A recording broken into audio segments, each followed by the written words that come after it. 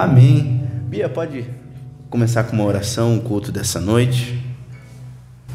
Senhor meu Deus, obrigado, ó Deus, por podermos estar diante da Tua presença, ó Deus, louvando o Teu santo nome. Senhor, temos tanto para agradecer, Senhor, pela proteção, pelo Seu cuidado, pelo Seu amor, ó Deus.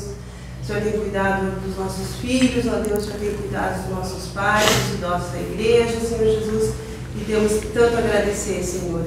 Eu coloco agora, Senhor Jesus, o louvor, eu coloco agora a pregação, ó Deus, eu coloco agora cada um que está aqui, as pessoas que possam estar vindo, ó Deus, que possam estar com o coração aberto, ó Deus, para receber a Tua palavra e para Te louvar, Senhor Jesus.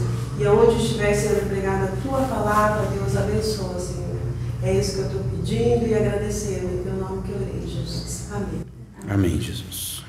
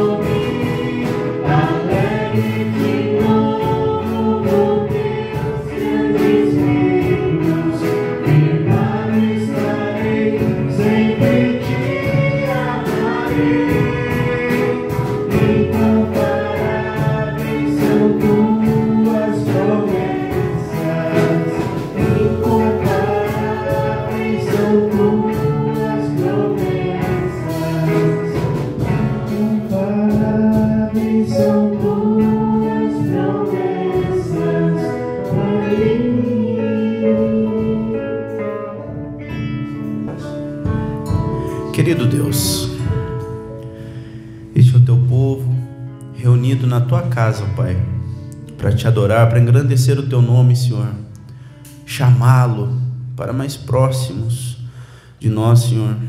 Nós que precisamos tanto da tua presença, Senhor, da tua graça, da tua companhia, do teu conselho, ó Deus. Nós que precisamos estar em comunhão íntima contigo, ó Deus. Nos abençoe, nos ilumine, derrame o teu Espírito Santo, Senhor, neste lugar, ó Pai. Nós reconhecemos que somos carentes, totalmente dependentes, Senhor, do teu amor e da tua graça, ó Deus. Amém.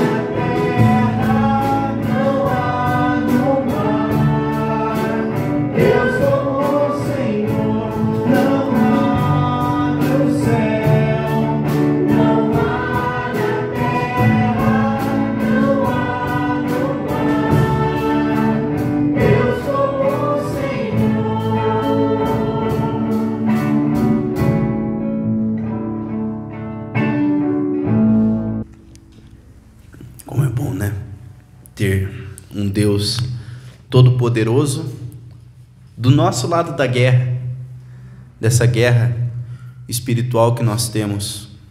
Infelizmente, nós temos uma natureza humana que está contaminada com o pecado. Por isso que nós vemos o mundo ao nosso redor e coisas que são tão óbvias e lógicas são chamadas de loucura pela sociedade. Quando nós falamos que que assassinato é pecado, o mundo torna assassinato uma coisa boa, uma coisa legal, para proteger alguém. Quando a Bíblia fala que defraudar o irmão é pecado, nós que conhecemos o famoso jeitinho brasileiro, que tanto nos envergonha, nós somos reconhecidos como um povo enganador, um povo que tenta tirar vantagem de tudo. E quando nós apresentamos essas verdades para o mundo, nós somos chamados dos mais variados nomes: retrógrado, antiquado, quadrado. Quadrado já é de outra geração, né? Então, mas nós devemos ter firmeza em nossas convicções, firmezas que estão baseadas na palavra deste Deus Todo-Poderoso. E é por meio dessa palavra, pelas promessas que estão ali escritas, que nós podemos confiar que o nosso Senhor está do nosso lado dessa batalha. E essa batalha nós não vencemos. Essa batalha ela foi vencida por esse Deus que é maior e melhor que qualquer coisa. E a nossa vitória está nos méritos desse Deus, de Jesus Cristo, que veio ao mundo, se fez homem e pagou o nosso preço em nosso lugar.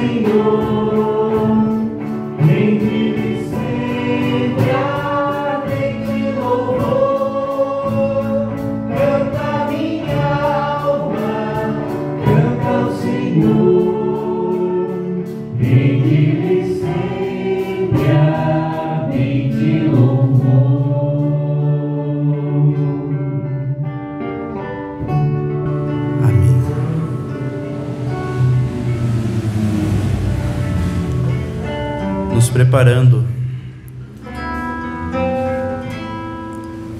para a mensagem dessa noite, vamos cantar essa música que fala de um dos encontros com Jesus Cristo descritos na Bíblia, de a mulher samaritana, que por ser samaritana, mestiça, vivia numa região afastada,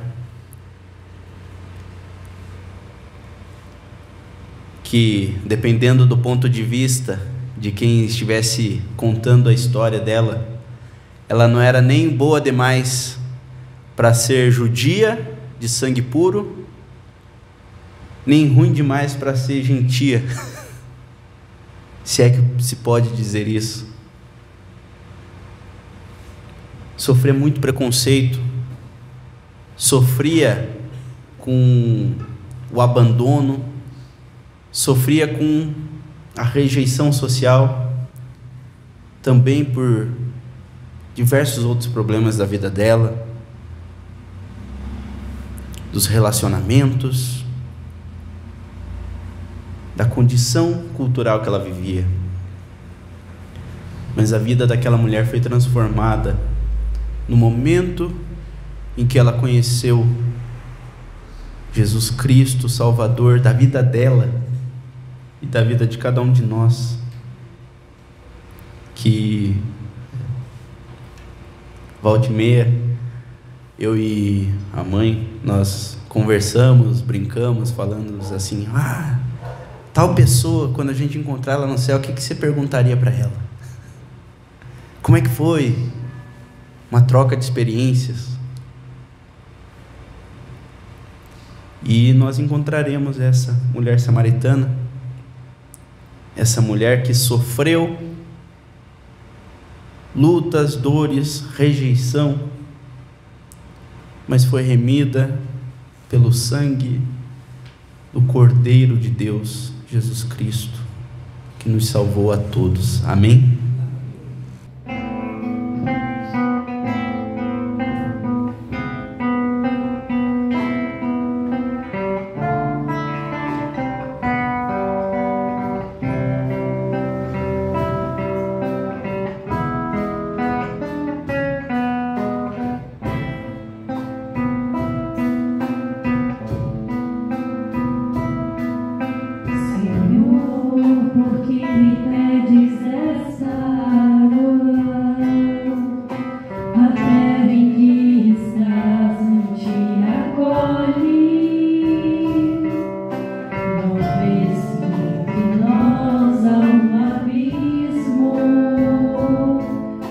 maior que um grande gesto de bondade. Mulher, se tu soubesses quem te pede, esquecerias toda a tradição. Eu sou a fonte eterna de água viva, sacio a sede que tu tens de Deus.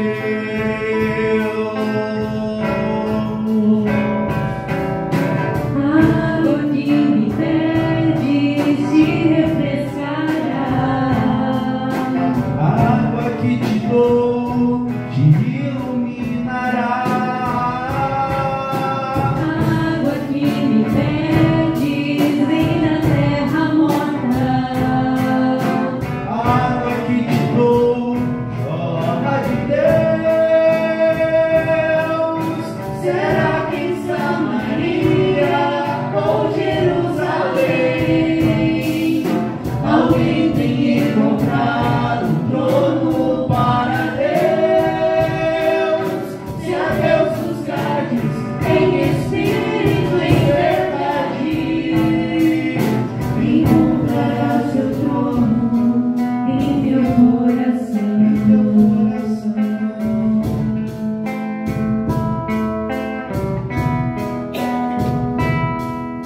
Mulher, se tu soubesses quem te pede,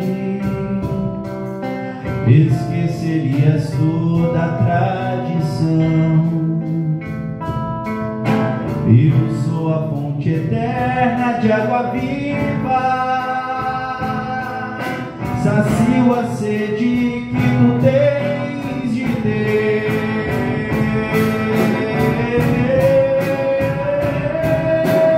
Água que me pedes te refrescará, Água que te dou te iluminará.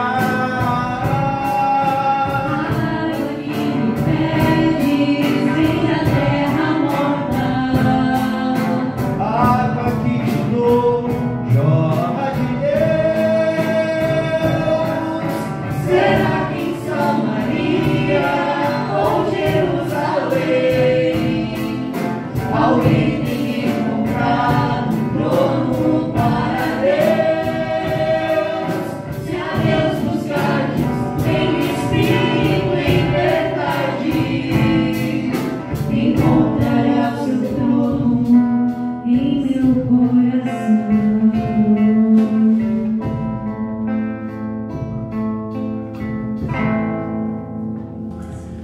Amém, Jesus. Convido o pastor para que venha ministrar a palavra dessa noite. Boa noite a todos. A gente fica tocado com essas canções, com esses louvores, né? Na sexta-feira eu falei sobre Penina e sobre Ana, né? Eucana tinha duas mulheres, porque uma delas, que era Ana, não podia lhe dar filhos, né? E então ele tinha uma outra, que era Penina, que lhe deu muitos filhos. E Penina provocava Ana, porque Ana era estéril. Provocava naquele ponto que mais doía no coração de Ana. E Ana então chorou diante do Senhor, clamou, e Deus lhe concedeu que ela tivesse um filho, né? Penina tinha muitos filhos. Ana teve um filho, depois ela teve outros, mas ela clamou ao Senhor por um filho. E todos nós sabemos o nome do filho de Ana, né? Quem que é? Samuel, né? E aquela multidão de filhos de Penina, como que é o nome deles?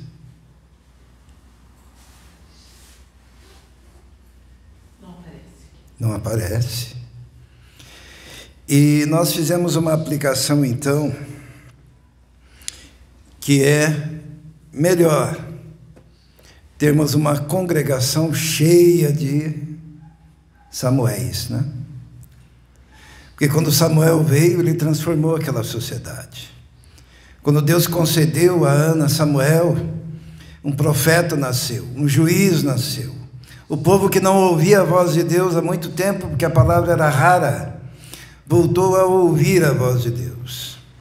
E ser igreja é fazer com que muitos Samuéis, uma geração de Samuel, se levante e faça diferença no mundo. Porque os filhos de Penina podem ser muitos, mas ninguém sabe quem são e não fizeram diferença nenhuma naquela sociedade. Eu, quando vejo os trabalhos de sábado aqui, por exemplo, desenvolvimento de cada um, quando a gente apresenta aquelas dinâmicas, eu fico pensando, mas está cheio de Samuel aqui. Um é mais esperto do que o outro, né? Não é, Bia? E a cada momento e a cada dinâmica no sábado, acho que o único sábado que nós não saímos chorando daqui foi ontem, né? Porque é um pregando e a gente chora, daí vem outro, fala, a gente chora, daí vem outro, se apresenta, a gente chora, daí a gente faz uma dinâmica com cânticos, a gente chora. E ontem nós fizemos um tribunal e deu para perceber o conhecimento, a profundidade dos nossos Samuéis. Uma congregação de gente que ama a palavra, que vive a palavra e que faz diferença neste mundo. É isso que queremos, né? E queremos que venham mais Samuéis, né? Porque nós precisamos fazer diferença neste mundo. Vamos abrir a nossa Bíblia, meus irmãos, em Josué, no capítulo 9, Josué, capítulo 9. Nós vamos ler alguns textos, então os irmãos vão usar bastante a Bíblia hoje, mas nós vamos ler em Josué, capítulo 9. A nossa intenção não é transmitir uma palestra. A palestra é fácil, a gente faz na universidade, a gente faz. A nossa intenção é transmitir a palavra de Deus. Porque não faria o menor sentido a gente vir aqui ouvir um homem, mas nós estamos aqui para ouvirmos a voz de Deus, e Deus vai falar a cada um de nós nesta noite. Vamos ler a partir do versículo 1, diz assim: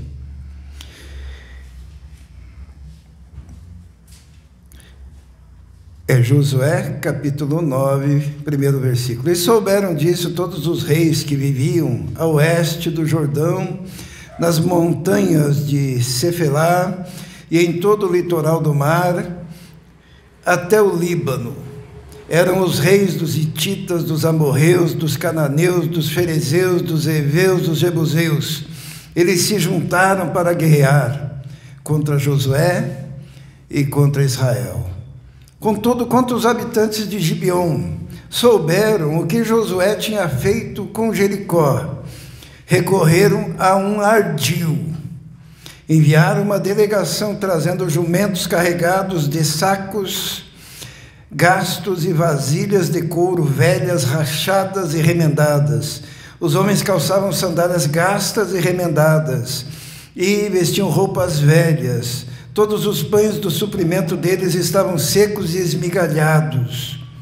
Foram a Josué no acampamento de Gilgal e disseram a ele e aos homens de Israel: viemos de uma terra distante, queremos que façam um acordo conosco. Amém? Mantenha aberta a sua Bíblia, vamos orar.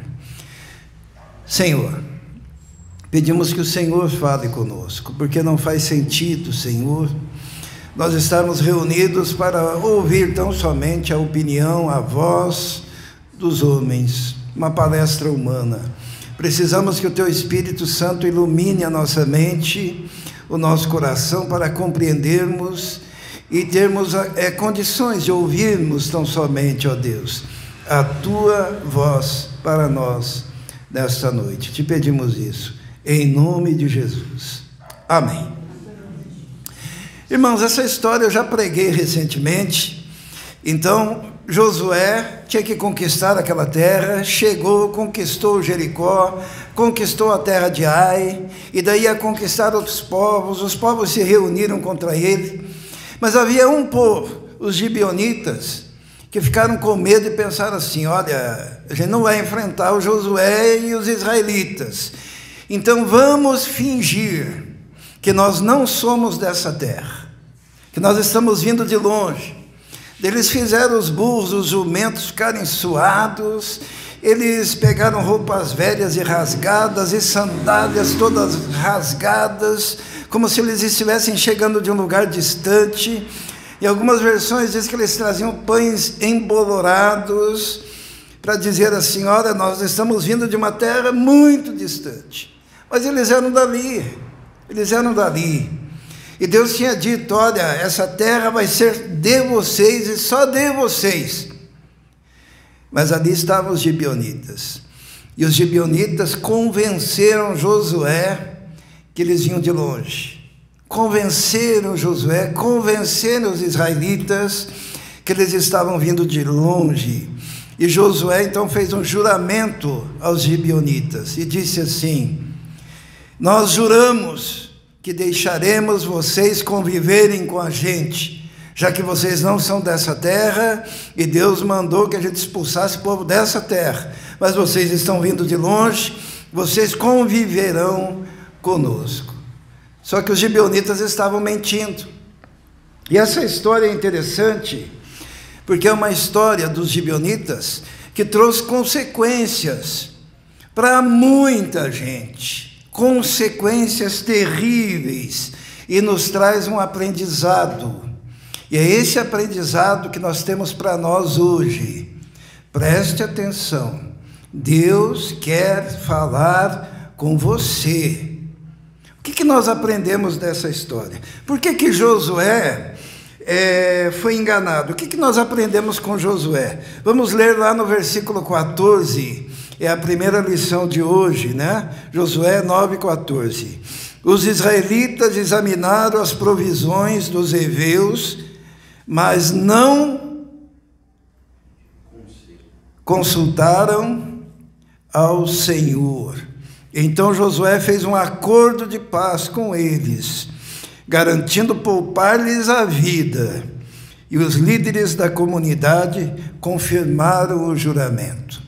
A primeira coisa que nós aprendemos é que existem consequências quando nós tomamos decisões, quando nós fazemos juramentos, quando nós fazemos acordos, quando nós assinamos contratos, sem consultarmos o Senhor. Josué foi engambelado, o povo todo foi engambelado, foi enganado.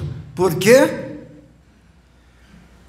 Porque não consultaram o Senhor, porque não pediram conselhos ao Senhor, porque não chegaram diante de Deus e disseram: Senhor, nos revela se essa história é verdadeira, porque a história era falsa.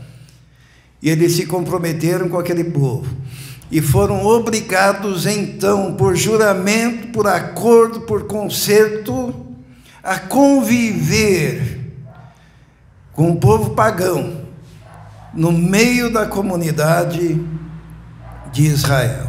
O que nós aprendemos com isso, né? Tem gente que faz acordo sem consultar ao Senhor, tem gente que casa sem consultar ao Senhor. Todo mundo aqui, quando casou, consultou ao Senhor? Queria ouvir um estrondoso amém, né? Mas olha bem, às vezes nós fazemos acordos e não consultamos ao Senhor, e depois nós reclamamos com o Senhor que a nossa vida está uma desgraça, mas não consultou o Senhor e se deixou enganar. Se deixou enganar pelas aparências. Porque aquele povo aparentava que vinha de uma terra distante, aparentava uma contrição, tinha um pão embolorado, que eles deram um jeito de pegar pão velho e colocar na mochila para enganar. E assim também muitas situações surgem diante da gente com uma aparência e nos engana e nos ludibria totalmente. Você vai assinar um contrato, seja de que tipo for, você vai fazer um acordo, você vai trazer para a sua convivência alguém, um amigo. O que devemos fazer? Consultar o Senhor. Você vai tomar uma decisão sobre uma universidade, sobre outra, sobre um curso, sobre o outro, sobre os rumos da sua vida, sobre outro rumo na sua vida, e às vezes você quer tomar essa decisão na base das aparências, dos seus sentimentos, e não lembra que antes de bater o martelo, deve consultar o Senhor, porque qualquer decisão que você tome nessa vida trará consequências. As decisões da nossa vida, aquilo que a gente faz e também aquilo que a gente deixa de fazer, trará consequências. E essas consequências, elas podem ser terríveis, terríveis. Então, bem didático, o que aprendemos com Josué é que devemos consultar ao Senhor na tomada de decisões. Mas nós temos um segundo aprendizado, e eu convido os irmãos a abrirem a sua Bíblia em 2 Samuel, no capítulo 21. 2 Samuel,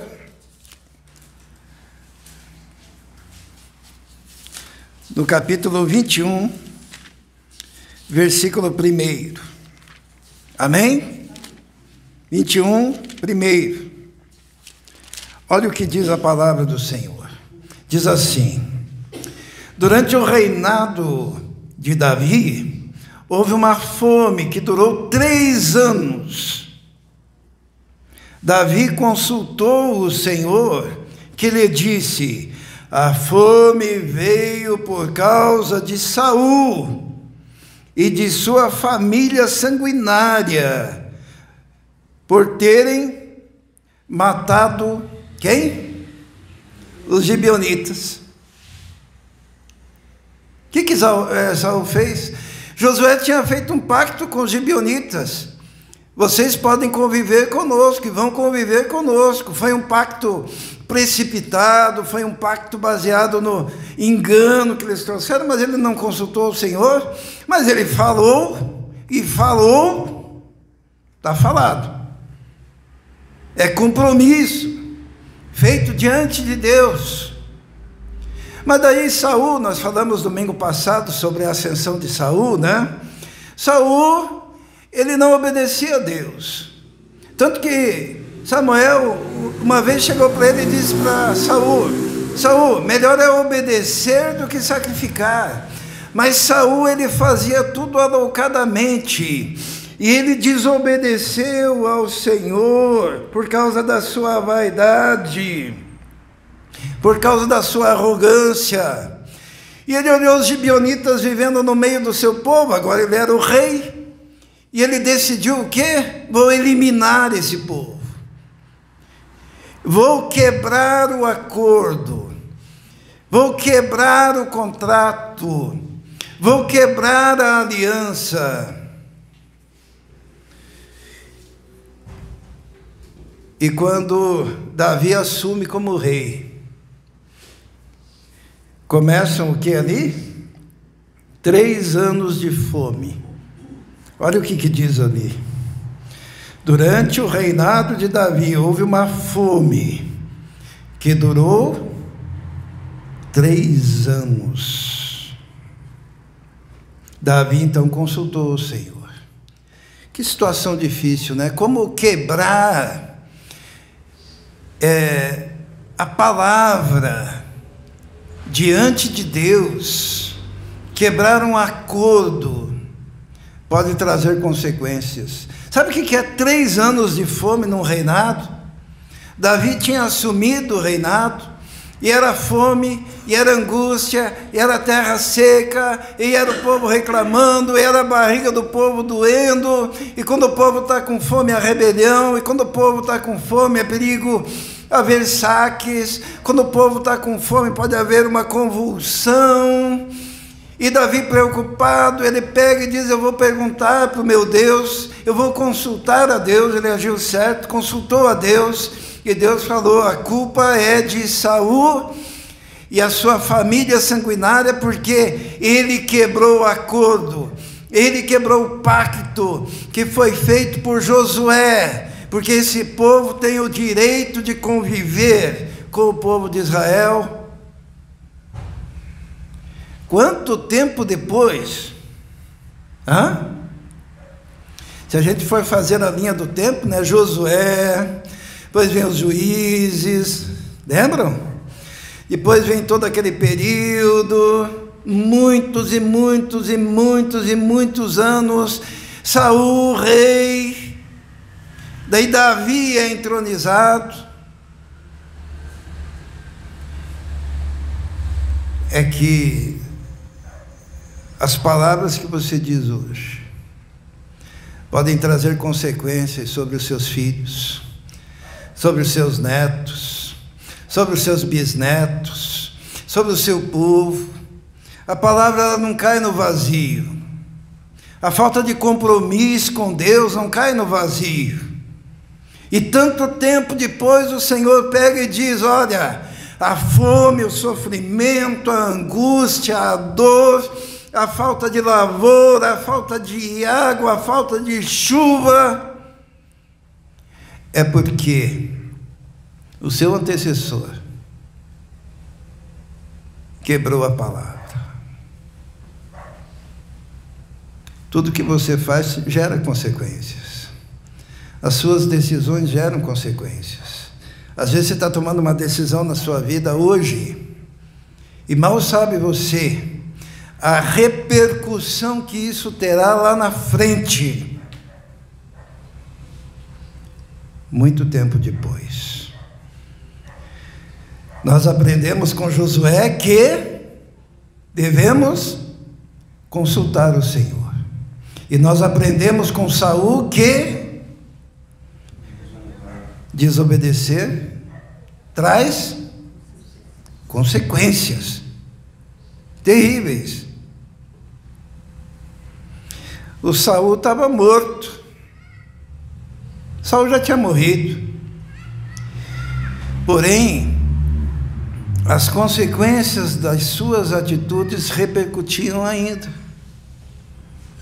Olha a responsabilidade de cada um de nós, irmãos. A responsabilidade quando nós tomamos a decisão errada de nos calarmos. A responsabilidade quando nós não evangelizamos. Porque daqui há algum tempo a gente nem está aqui, mas aquela pessoa que seria salva mediante o seu testemunho está sofrendo fome, dor, está com a família destruída, porque você não teve a coragem de abrir a boca e cumprir o propósito que Deus colocou para você fazer, porque você desobedeceu. Deixar de agir também é pecado. Aquele que sabe fazer o bem e não faz, diz a palavra de Deus, comete pecado. E as consequências vão repercutir. Mas nós temos um terceiro ensinamento, a partir do versículo 2, porque quando Deus revelou ao rei Davi que aquilo tudo que estava acontecendo no seu reino, 3 anos de fome, era culpa de Saul, que tinha desobedecido o pacto de Josué. Davi, o rei agora, vendo o povo passando fome, ele se colocou numa situação que se descobre que a vida é difícil, que a vida é complicada e que viver implica em tomar decisões difíceis. O terceiro ensino que nós temos, irmãos, é que a vida se impõe. E existem momentos na vida da gente que nós teremos que tomar decisões difíceis, que vão comprometer não só a nossa vida, mas a vida dos outros, e que nós não teremos escolha, nós teremos que decidir. Vamos ler para nós entendermos. Diz assim a partir do versículo 2: o rei então mandou chamar os gibeonitas, aqueles que Saul tentou exterminar, né? E falou com eles. Os gibeonitas não eram de origem israelita, mas remanescentes dos amorreus. Os israelitas tinham feito com eles um acordo sob juramento, mas Saul, em seu zelo por Israel e Judá, havia tentado exterminá-los. Davi perguntou aos gibeonitas: o que posso fazer por vocês? Como posso reparar o que foi feito para que abençoem a herança do Senhor? Davi perguntou então para aquele povo: olha, eu sei que vocês foram perseguidos por Saul, eu sei que muitos dos vossos morreram por causa dessa perseguição, então eu estou chamando vocês aqui para pedir desculpas e dizer o que eu posso fazer para compensar esse mal. E os gibeonitas responderam, olha só, versículo 4, os gibeonitas responderam: não exigimos de Saul ou da sua família prata ou ouro, nem queremos matar ninguém em Israel. Davi perguntou: o que querem que eu faça por vocês? E eles responderam: quanto ao homem que quase nos exterminou e que pretendia destruir-nos, para que não tivéssemos lugar em Israel, que 7 descendentes dele sejam executados perante o Senhor em Gibeá de Saul, no monte do Senhor. Os irmãos entenderam o pedido dos gibeonitas? Chegaram para o rei Davi e disseram: olha, não quero ouro, não quero prata, mas escolha 7 descendentes de Saul e nos entregue, para que façamos justiça. A lição que nós temos com Davi é que muitas vezes nessa vida nós seremos obrigados a tomar decisões muito difíceis. Só que se Davi não tomasse a decisão difícil, o povo continuaria passando fome. Ele pergunta aos gibeonitas: o que vocês querem? Nós queremos 7 descendentes de Saul. O que fazer? Os irmãos já pararam para pensar que Davi teve que escolher 7? O que você faria se você tivesse que escolher 7 pessoas para morrer? 7 pessoas para você entregar, para que a coisa fosse apaziguada. E Davi, ele esteve nessa situação. Se ele não decidisse nada, o que ia acontecer? A fome continuaria. E daí ele foi fazer a sua escolha. Vamos ver a escolha de Davi? Ali no final do versículo 6 diz assim: eu os entregarei a vocês, disse o rei. Daí o versículo 7: o rei poupou Mefibosete, filho de Jonatas, neto de Saul, por causa do juramento feito perante o Senhor entre Davi e Jonatas, filho de Saul. Então, o Davi, ele começou a fazer a seleção terrível, funesta, dizendo: Mefibosete não morre, porque é filho do meu amigo Jonatas. Então, Mefibosete escapou, né? Lembram que eu preguei sobre Mefibosete recentemente, né? Mefibosete escapou. Daí o rei, olha que missão terrível desse rei, né? Daí ele disse assim, no versículo 8: mas o rei mandou buscar Armone e Mefibosete, que é um outro Mefibosete, tá? Os dois filhos de Rispa, filha de Aiá, que Aiá tinha dado a Saul. Ele pensou: quem que eu vou entregar? Teus dois filhos da concubina de Saul, os dois filhos de Rispa.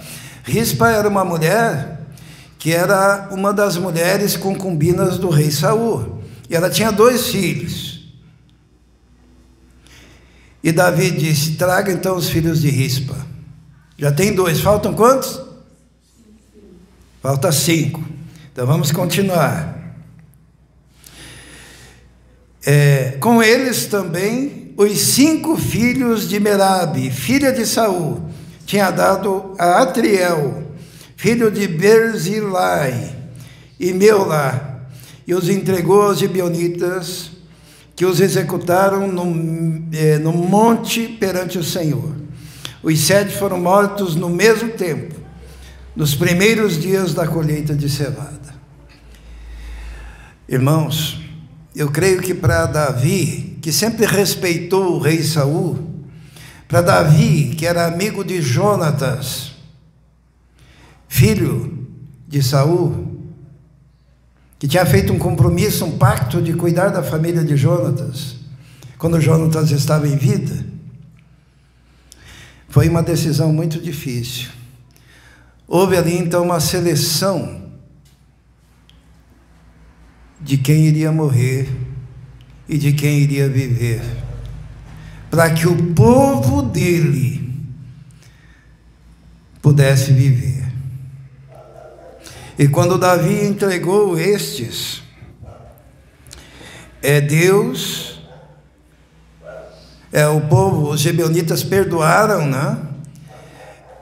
O que Saul tinha feito, e cessa a fome em Israel. O que nós aprendemos então com Davi? É que a vida implica em decisões difíceis. Tem gente que, diante das decisões, quer conciliar.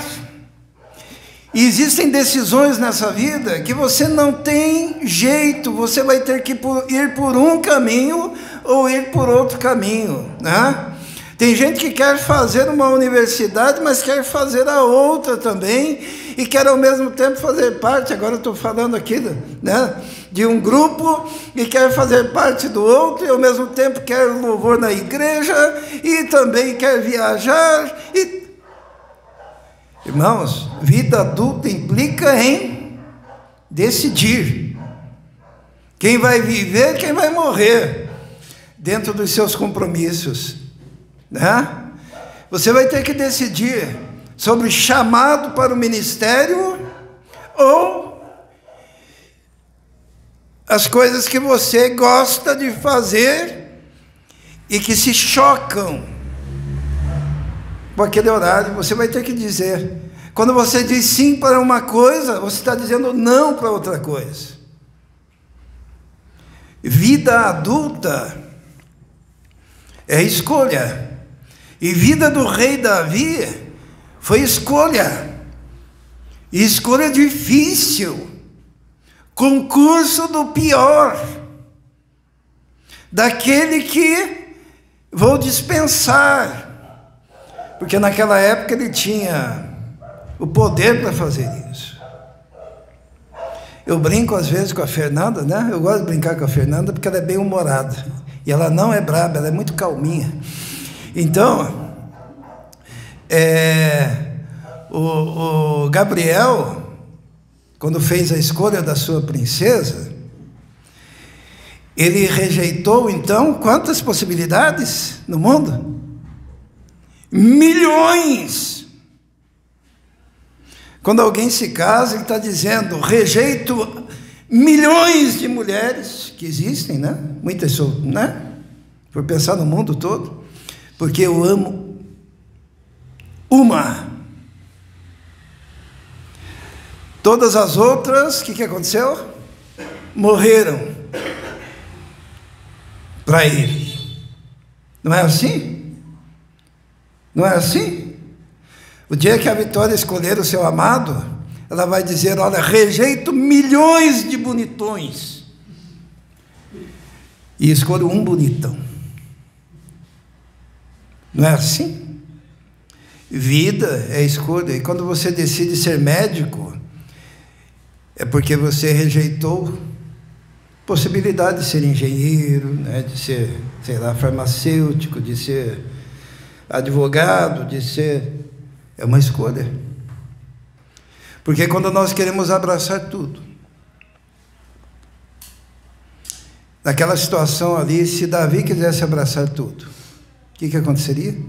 Até aqueles que ele estava no intuito de preservar morreriam também, porque faziam parte do povo que estava com fome. Então nós aprendemos o quê? Com Josué nós aprendemos que devemos consultar ao Senhor.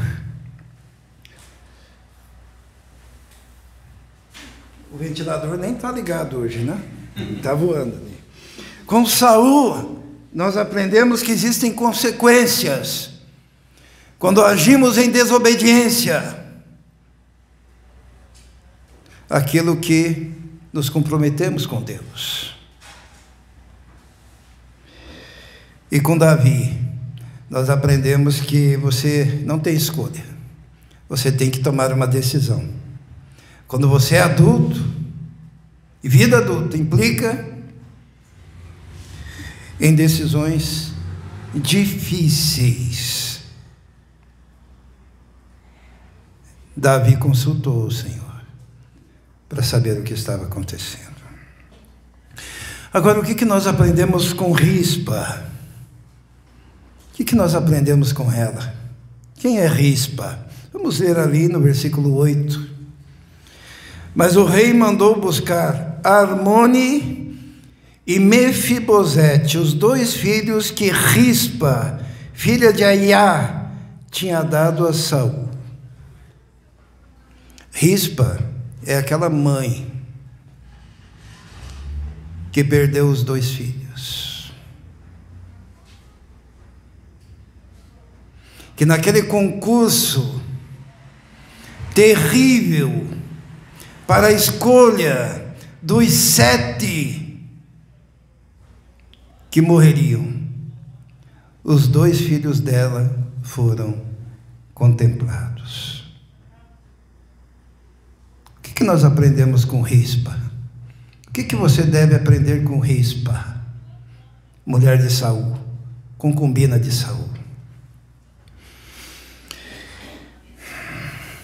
Rispa, quando seus filhos morreram, nós temos uma das cenas mais tristes narradas na Bíblia, aqui no versículo 10. Vamos ler.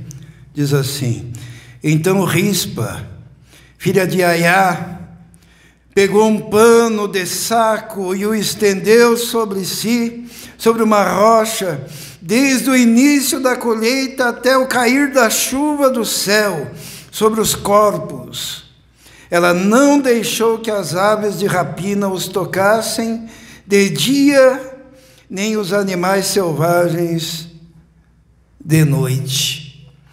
Rispa, quando os seus filhos foram mortos junto com os outros 5, ela ficou de plantão. Ela pegou um pano, colocou sobre uma rocha e ficou ali.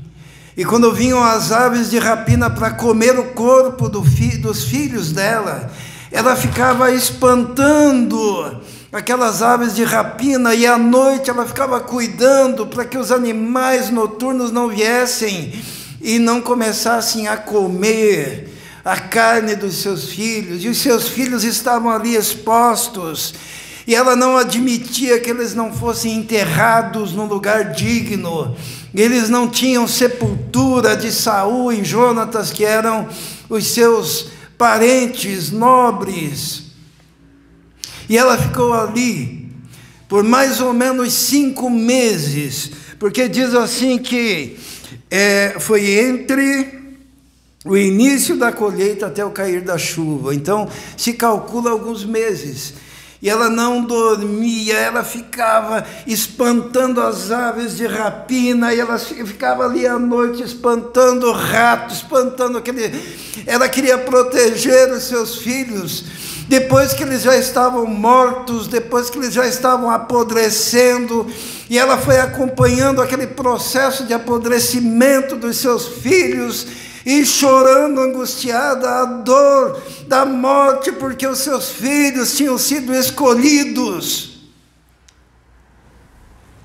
junto com os 7 para morrer. O que nós aprendemos com Rispa? Primeira coisa que a gente aprende: proteja os seus filhos das aves de rapina e dos animais noturnos, enquanto eles estão vivos. Enquanto eles estão vivos, porque depois que eles morrerem, de nada vai adiantar. Você só vai proteger a memória deles, mas a vida deles é enquanto estão vivos. Tem gente que deixa a vida passar, deixa os filhos, porque os nossos filhos são atacados diuturnamente por animais de rapina, por demônios incontáveis, por desejos da carne, por aqueles que oferecem drogas, pelas más companhias, pelo sexo ilícito, pela prostituição, pelas facilitações de um mundo caído e depravado. Enquanto nós estamos protegendo os nossos filhos, eles vivos, existe esperança. Mas aquela mãe foi proteger os seus filhos depois que eles morreram, e o sofrimento e a dor e a angústia para espantar aquelas aves, para preservar os corpos, o esqueleto, a memória. Tem gente que vai chorar lágrimas de sangue, porque não fazem isso no tempo devido. Se aqueles meninos fossem heróis de Israel, será que Davi os teria escolhido? Se aqueles meninos fossem um destaque na sociedade, necessários para uma vida do meio do povo, uma vida que trouxesse luz e brilho, uma vida virtuosa, será que seriam escolhidos? Segunda coisa, não exponha os seus filhos a um concurso macabro que escolhe os piores. Foi o que aconteceu ali. Davi teve que escolher. Eu fico imaginando o rei pensando assim: tem que ser da família de Saul, né? A família do rei. Quem eu vou escolher? Tinha muitos descendentes. Saul tinha um monte de mulheres. Que escolha difícil. Mas não exponha os seus filhos no meio dos maus. Que os seus filhos estejam no concurso do bem e não no concurso do mal. no concurso da virtude, quem é mais virtuoso, e não no concurso de quem é pior.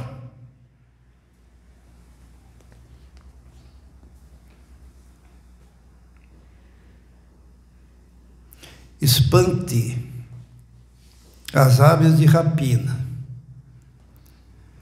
os ratos da noite, enquanto eles estão vivos, que depois vai ter uma história triste que nem essa.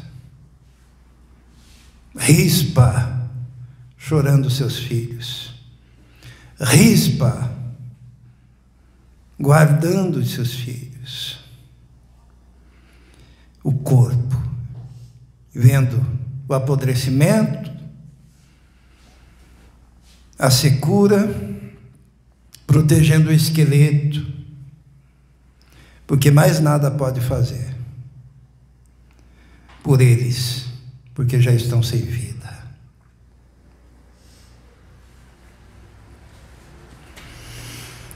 O que nós aprendemos com Rispa?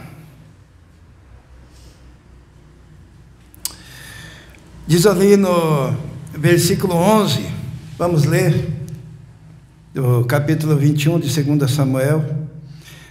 Quando Davi foi informado do que Rispa, filha de Aiá, concubina de Saul, havia feito, mandou recolher os ossos de Saul e de Jonatas, tomando-os dos cidadãos de Jabes-Gileade. Eles haviam roubado os ossos da praça de Bet-Sean, onde os filisteus os tinham pendurado no dia em que mataram Saul, no monte Gilboa.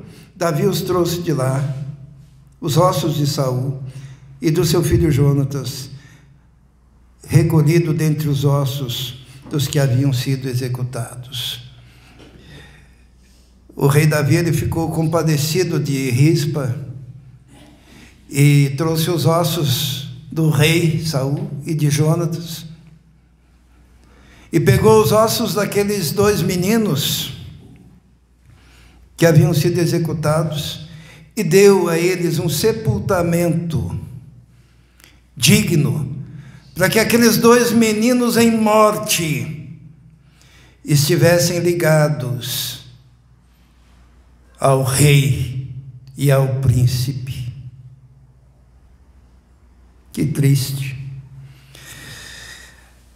O que nós aprendemos com Rispa? Aprendemos: não coloque os seus filhos entre reis e príncipes somente após a morte. Quando morre, a gente quer a melhor sepultura, né? No melhor lugar, ao lado de um grande homem sepultado, do outro lado, um mausoléu de uma família nobre, e os nossos filhos entre príncipes e reis mortos. Faça com que os teus filhos andem com príncipes e reis vivos.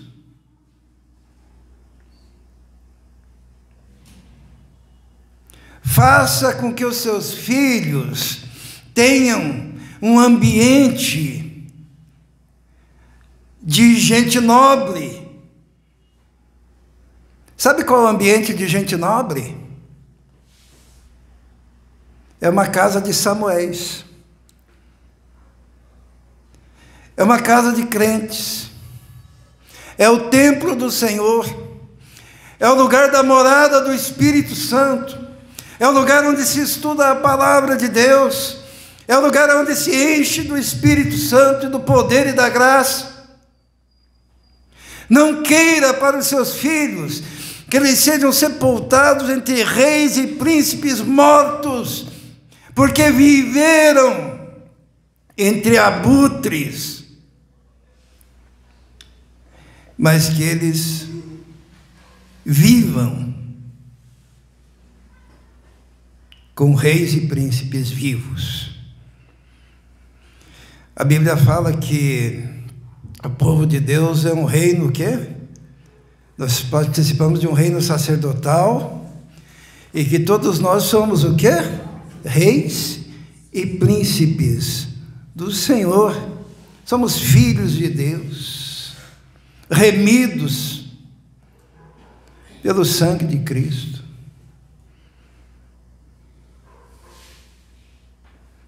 O que nós aprendemos com Rispa?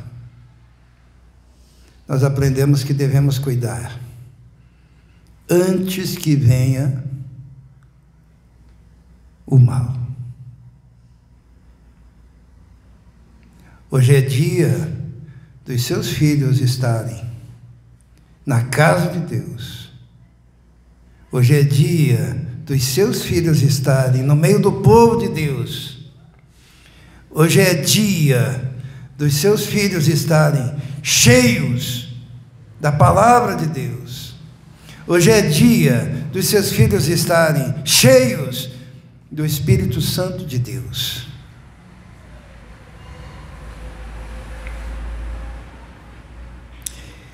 Isso se faz no dia a dia. A Bíblia ensina, né, que é desde pequenininho. Ensina o menino o caminho que deve andar, que até quando crescer não vai se desviar desse caminho. O que nós aprendemos com Rispa? Nós aprendemos o tamanho da dor de uma mãe que só lhe sobrou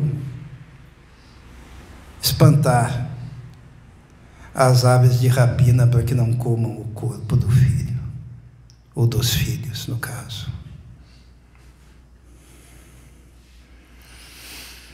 Hoje nós falamos sobre a história dos gibeonitas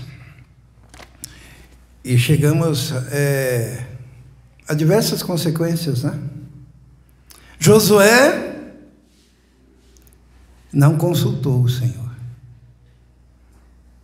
Vocês já viram aqueles dominós assim que põem um do lado do outro, o efeito dominó? Sabem o que é, né? Efeito dominó. Derruba o primeiro, cai todos.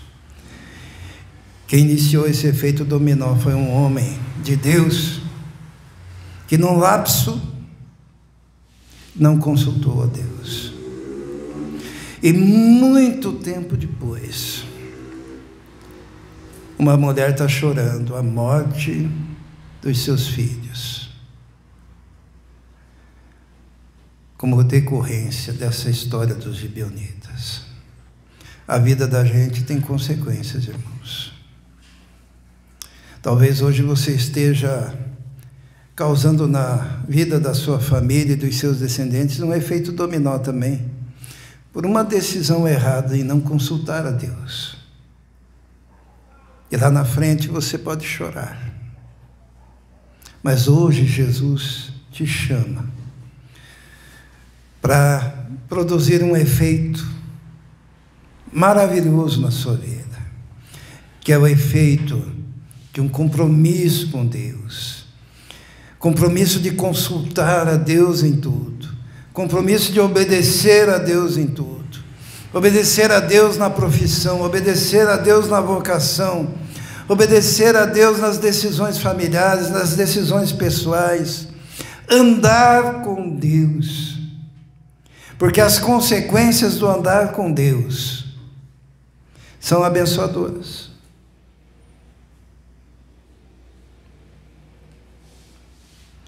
O resultado é maravilhoso.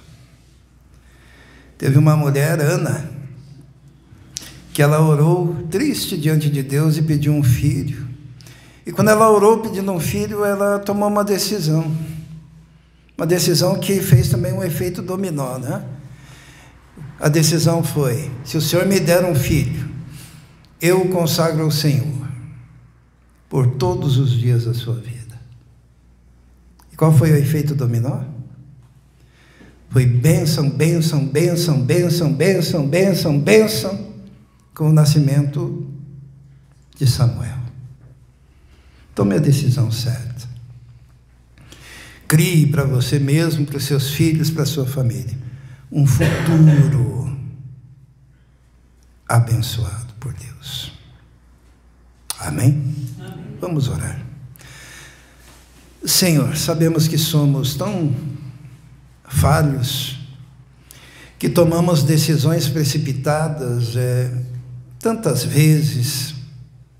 Pedimos agora, Senhor, que o Senhor nos perdoe e que nós possamos, ó Deus, a cada passo, a cada momento, consultarmos ao Senhor, orarmos ao Senhor, buscarmos ao Senhor, ó Deus, porque sabemos que o Senhor é a fonte de toda a sabedoria.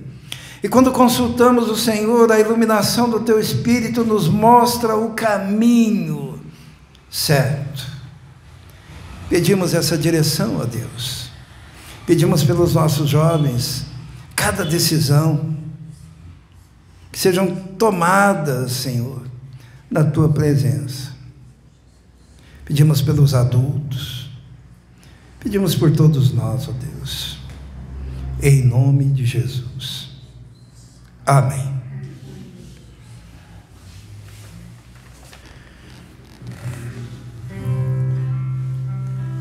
Neste momento, quem veio preparado para a entrega de dízimos e ofertas poderá fazer aqui no gasofilácio,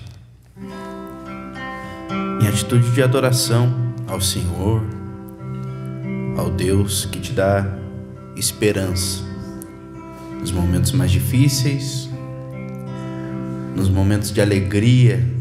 Ele está lá te falando: eu estou contigo.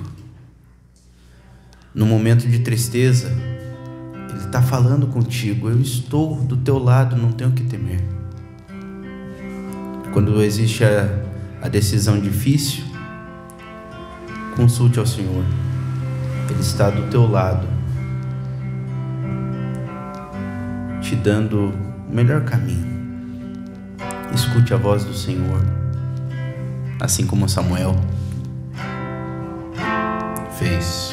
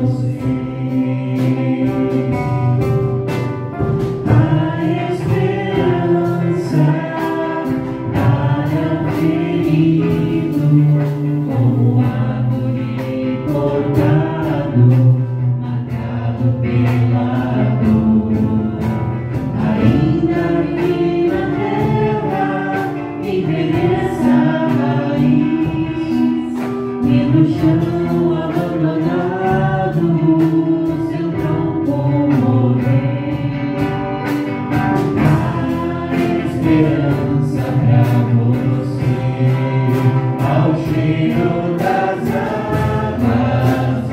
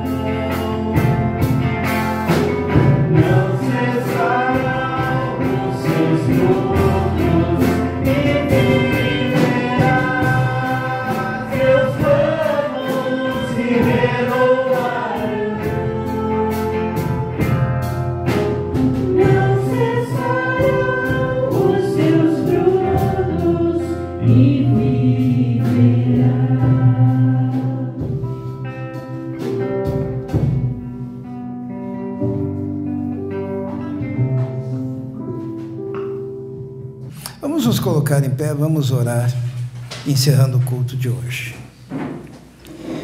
Santo e eterno Deus, estamos diante de mais uma semana, ó Deus, que inicia-se, e pedimos a Tua graça, a Tua proteção, os Teus cuidados sobre a nossa vida, ó Deus.